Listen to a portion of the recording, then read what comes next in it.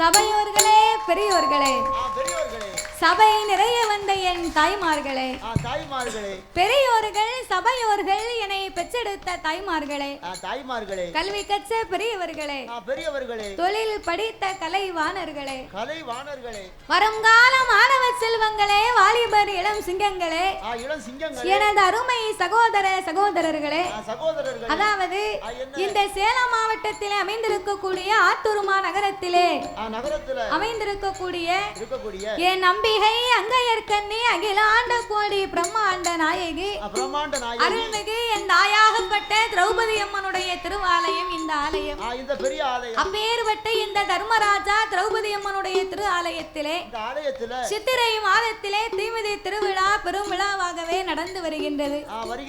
அப்பேற்பட்ட இந்த அம்மாளுடைய திருவாலயத்திலே ஒரு நாள் 2 நாள் 3 நாள் கொடை விழாலாம் கிடையாது.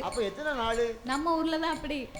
இங்க ஒரு மாதம் வரைக்கும் அம்மாளுடைய ஆலயத்திலே ஒரு மாதம் வரைக்கும் கலகலகலன்னு கூட்டமும் நாட்டமும் எப்போதும் கலை நிகழ்ச்சியுமாக தொடர்ந்து கொண்டு இருக்கக்கூடிய அப்பேற்பட்ட இந்த திரௌபதி அம்மனுடைய திருவாலயத்திலே இன்னைக்கு ஒரு நேர நிகழ்ச்சிக்காக நாமளுடைய வெள்ளுப்பாட்டை இந்த ஆலயத்திற்கு வரவழைக்க வேண்டும் என்று ஆத்தூர் திரௌபதி அம்மன் நண்பர்கள் குழு சார்பாக, அதோடு மட்டுமல்லாமல் இந்த விழாவை சிறக்க வாழ்த்திய ஆத்தூர் துளுவ வேளாளர் மகாஜன மன்றம் சார்பாகவும் நாமுடைய வில்லிசையை இந்த ஆலயத்திற்கு அன்போடு நாமளை வரவழைத்து உள்ளார்கள். நீ ஒரு தப்பு பண்ணிட்டு தாயி. என்ன தாத்தா? நீ ஒரு நாள் தான் வாங்கிக்க நமக்கு புரோகிராமுக்கு. ஆமா, ஒரு 5-6 நாளைக்கு சேர்த்து வாங்கிக்கலாம்ல. 5-6 நாளைக்கு சேர்த்து வாங்கி எதுக்கு?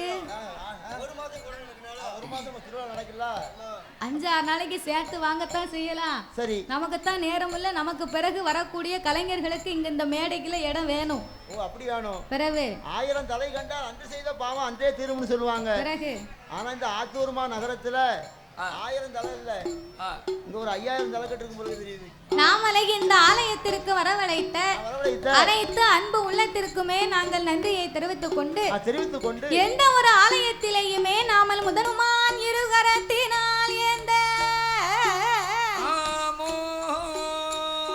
சோதி மணி விளக்கு ஒளிர்வு போல் 5 மைந்தர்கள் தோலினில் பூநூல் இளங்க தோன்றி மேதினில் அரிக்கும் சிவனுக்கும் அரிகர புத்திரனாகவே வந்து உதித்த கருமன் ஞான சாஸ்தாக்கள் யார் யாரெல்லாம் வந்து பிறந்தார் தெரியுமா? சாஸ்தா பிறந்தது பங்குனி மாதம் புதன்கிழமை உத்திர நட்சத்திர தண்டு பிறந்தார். அவர் பிறந்த கிரகம் என்ன தெரியுமா? பங்குனி மாதம் புதனது உத்திரம்.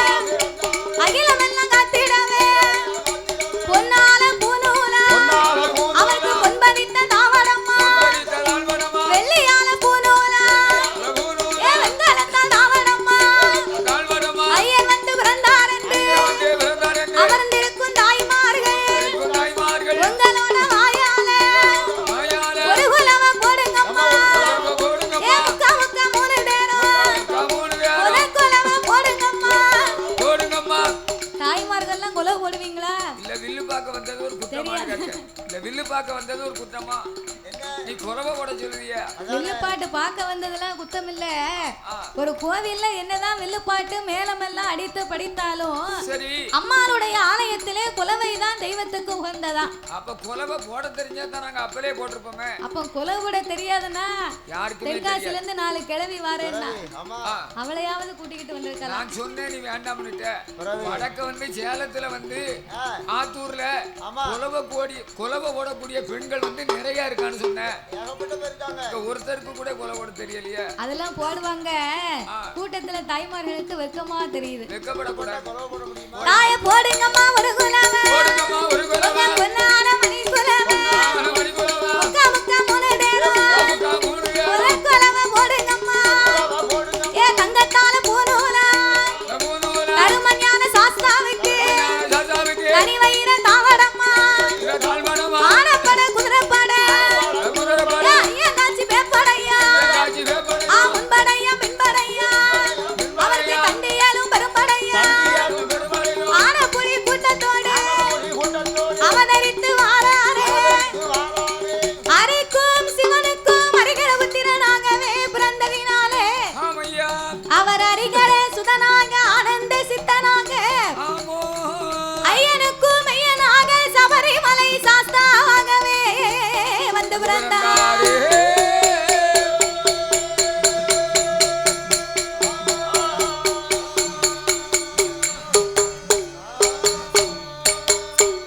சாமியாடி வெள்ளி கைலாசத்தி, ஆடி வெள்ளி கைலாசத்தி, ஆணி பெண்ணால் முடிவுலங்க, அங்கே யாரெல்லாம் கொலைவிருந்தா, அரணாரோடு பார்வதியும் ஆனந்தமாய் கொலைவிருந்தா, அங்கே இந்திர லோகத்திலே இந்திரனா சந்திரனா சூரியனும் கொலைவிருந்தா, சத்தியலோகம் தன்னதிலே சதிர்முகன் சரஸ்வதியும் சந்தோஷமாய் கொலைவிருந்தா, அங்கே வைகுண்ட லோகத்திலே பச்சை மாலு லட்சுமியும் அங்கே லட்சுமி பவுசுடனே கொலைவிருந்தா, அங்கே பவுசுடனே கொலைவிருந்தா,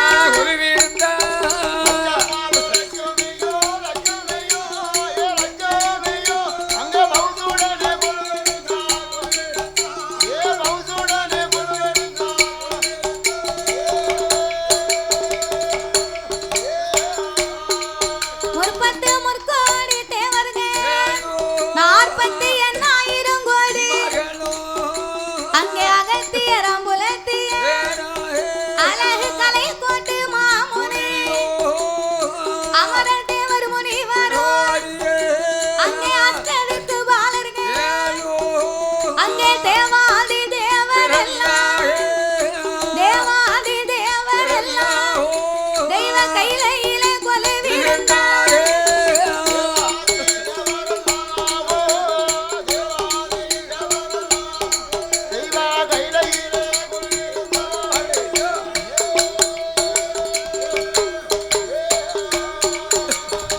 அப்பேற்பட்ட இறைவன் வாழும் அந்த கைலாச வாசலில் ஆண்டவனாகிய சாட்சாதி சிவபெருமானோடு அந்த இறைவனோடு இன்னும் யாரெல்லாம் கொலைவிருந்து வருகின்றார்கள்.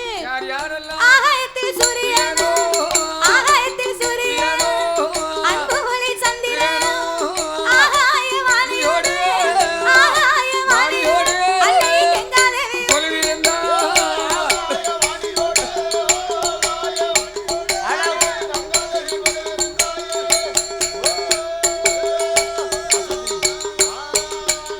அங்கே கொலைவிருக்கும் நாளை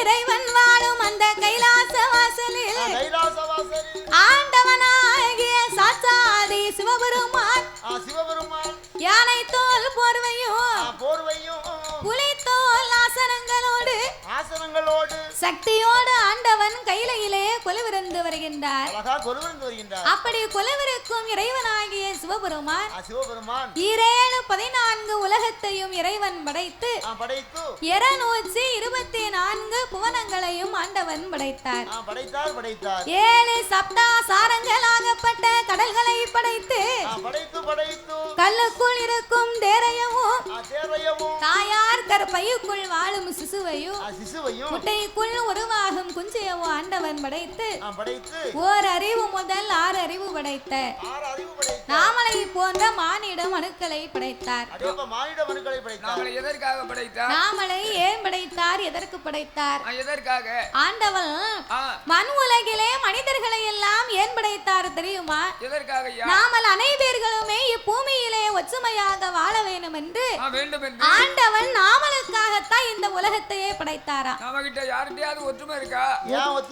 ஒற்றுமையா வாழணும்னு உலகத்தை படைத்தார். ஆனா ஒற்றுமை இன்னைக்கு எங்க இருக்கு? உலகத்துல யாருக்குமே ஒற்றுமை கிடையாது, எங்கேயுமே இல்ல. நான் வாழ உமக்கு பொறுப்பு இல்ல. எங்க தாத்தா ஒத்துமையா இருப்பாரு. பாட்டு கடைக்கு போனோம்னா 5-6 பேரா சேர்ந்து ஒத்துமையா போயிட்டு வருவாங்க. அங்கதான் போவோம். சும்மா நல்ல காரியத்துக்கு ஒத்துமையா சேர மாட்டாங்க. ஆகாத காரியம் எதுவும் அதுக்கு தான் ஒத்துமையா போவாங்க. அது வந்து என்ன முடியும், அந்த மனசு வந்து அப்படி பறந்து இருக்கு. ஆமா, இருக்கு. ஒற்றுமையா வாழணும் உலகத்தை படைத்தார். ஏன் இந்த உலகத்திலே ஒற்றுமை இல்லை தெரியுமா? எதற்காக? ஒருவர் வாழ்வதை பார்த்து ஒருவர் பொறாமைப்பட்டு கொண்டிருக்கிறோம். ஒருவர் வாழ்வதை பார்த்து ஒருவர் பொறாமைப்பட்ட எப்படி ஒற்றுமை வரும்? வரவே வராது. ஒரு ஆளு நல்லா கஷ்டப்பட்டுட்டு நல்ல ஒரு வீடு வாசல் கட்டி இருந்தார்னா அதுக்கு ஊருக்குள்ள 4 பேர் பேசுதாங்க, நேத்து தெருவும் திண்ணையும் அலைஞ்சா இன்னைக்கு அவனுக்கு வந்த வாழ்வை பாரியா அப்படின்னு பேசுவோம். பணம் எங்க இருந்து எடுத்தானோ அப்படின்னு பேசுவாங்க. கொஞ்சம் நல்லா இருந்து கஷ்டப்பட்டாங்கன்னா எனக்கு நேத்தே தெரியும் இவன் வெள்ளையும் சொல்லையுமா மேற்கும் கிழக்கு வந்தா பாரு, இவனுக்கு இது வேணும், இதுக்கு மேலையும் வேணும், இன்னும் கொஞ்சமும் வேணும் அப்படின்னு பேசுவாங்க. பக்கத்து வீட்டுக்காரங்க நல்லா ஒரு வீடு கட்டிட்டாங்கன்னா அவனை விட நம்ம என்ன குறைஞ்சவனா, நம்ம கூட ஒரு மாடியை போடுவோம் அப்படின்னு மாடி போடுவாங்க. நம்ம வீட்டுல ஒரு பைக் வாங்கினா பக்கத்து வீட்டுக்காரே ஒரு கடனை வாங்கி காரை வாங்கி விட்டுருவோமே அப்படின்னு நினைக்காங்க. வேற ஒண்ணும் இல்ல, செவத்த பொண்ணா பார்த்து கல்யாணம் முடிச்சுட்டா நம்ம பிள்ளை என்ன குறைஞ்சவனா, இதை விட செவத்த பொண்ணா பார்த்து கல்யாணம் முடிப்போம். கலர்ல கட்டிட்டு வரணும். நானும் ஒரு செவத்த பொண்ணா பார்த்து கல்யாணம் முடிக்கணும். எப்போ 60 கல்யாணமா? பக்கத்து வீட்டுக்காரங்க அப்படி நினைக்காங்க. அப்ப வீடு கட்டினா வீடு கட்டணும் நினைக்கான், பைக்கு வாங்கினா கார் வாங்கணும் நினைக்கான்.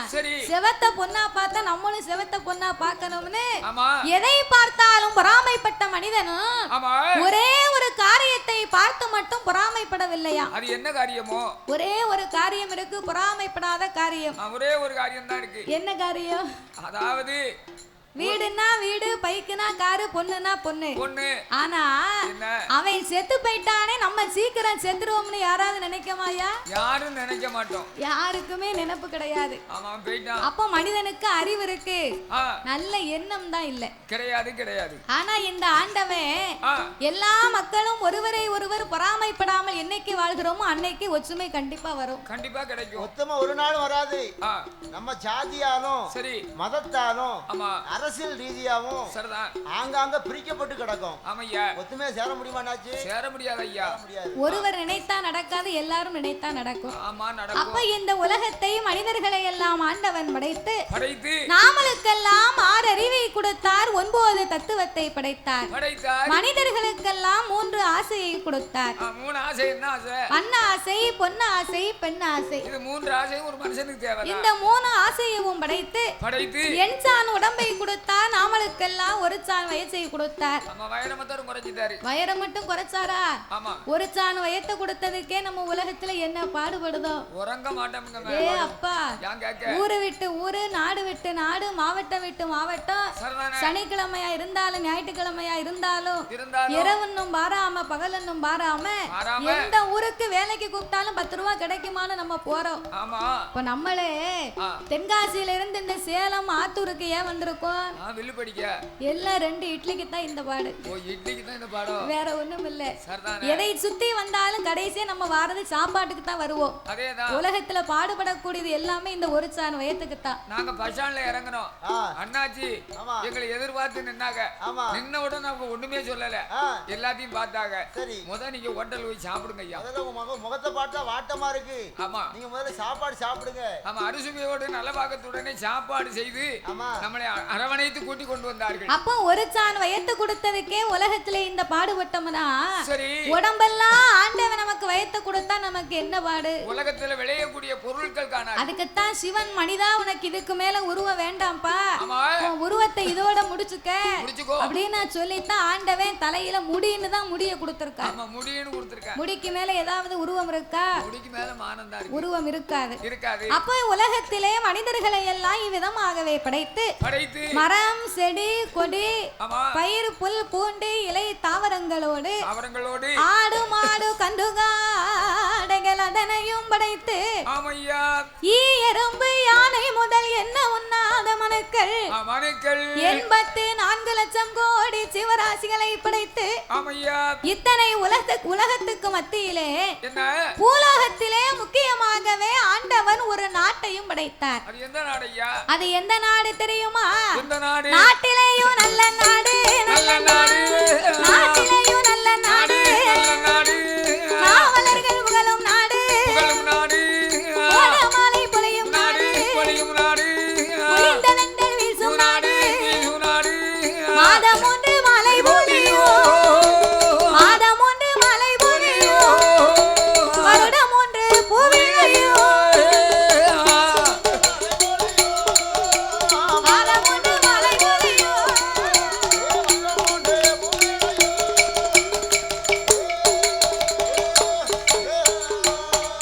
அங்கே தேனிரண்டு தென் சொரியும், தெண்டல் வீசி கனி சொரியும், மற்கை பீலா மரங்கள் மலம் துவங்கி செழிக்கும் நாடு, மாடு கட்டி போரடித்தான் மாலாதி சென்னல் என்று ஆனை கட்டி போரடிக்கும், ஆனை கட்டி போரடிக்கும் அழகு திரு நாடந்திலே ஆனை கட்டி போரடிக்கும்.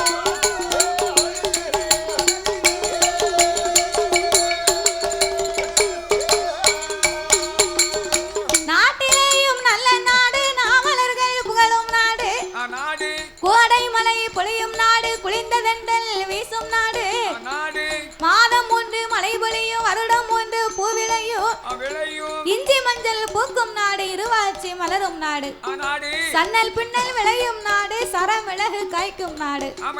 அப்பேற்பட்ட நாடு அது எந்த நாடு தெரியுமா? கலை உலகத்திலே கியாதி பெற்று வரக்கூடிய அதுதான் கருவுருமாம்பட்டனோ. அப்பேற்பட்ட அந்த கருவுருமாம்பட்டணத்தில் அன்று ஓர் நாளையிலே யார் ஆண்டு வருகின்றார் தெரியுமா?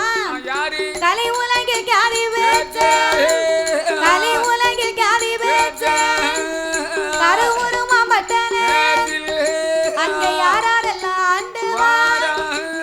கஞ்ச கம்சராஜ மன்னன், கஞ்ச கம்சராஜ மன்னன் அவரோ கட்டுடனே ஆண்டு வாரா.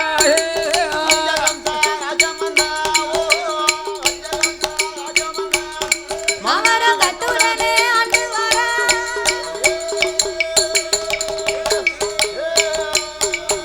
அந்த கருவுருமாம்பட்டணத்தில் கமுசமூடி ராஜமன்னன் கட்டுடனே ஆண்டு வரும் நாளையிலே கமுசமுடி ராஜனுக்கு 56 தேசம் எல்லாம் 56 தேசத்துக்கு அதிபதியா வாழ்ந்து வார 1000 மந்திரி 64 தலையா மந்திரியா பிரதானியா மச்சமுள்ள சயனிகளா சேனாதி படைகளோடு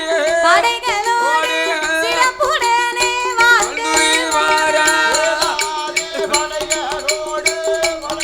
மன்னவன் சிறப்புடனே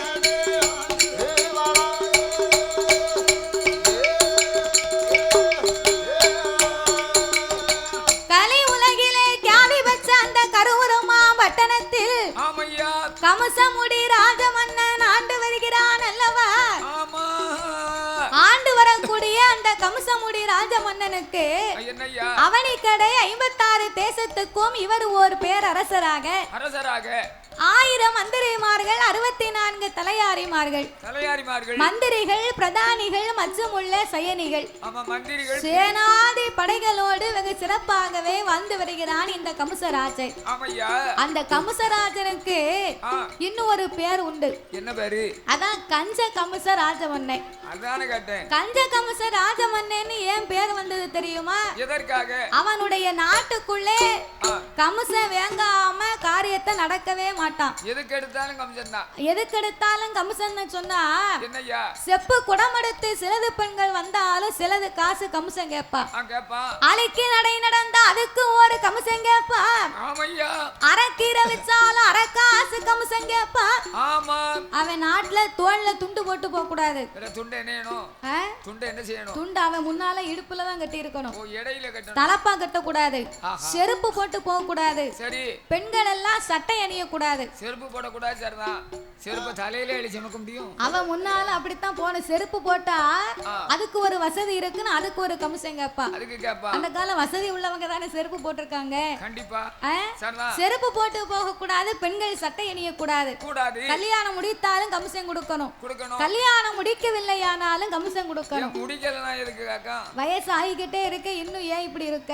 உனக்கு 35 வயசாச்சு கல்யாணம் முடிக்கலனா அதுக்கு ஒரு கமிஷன் கொடுக்கணும். கொடுக்கணும். இப்படியாகவே கமிஷன் வாங்கி வந்ததுனால அவனுக்கு கஞ்ச கம்சமுடி ராஜமன்னம்னு பேரு. அப்பேரு வட்ட அந்த கம்சமுடி ராஜனுக்கு என்னய்யா? 2 தங்கைமார்கள். ஆமா. மூத்தவள் பெயர் பூதகி. இரண்டாவது தங்கள் பெயர் தேவகி. பூதகி தேவகினா எப்படி? பூதகி என்பவள் பூதகணத்துல பிறந்தவா. ஆமா. பருத்த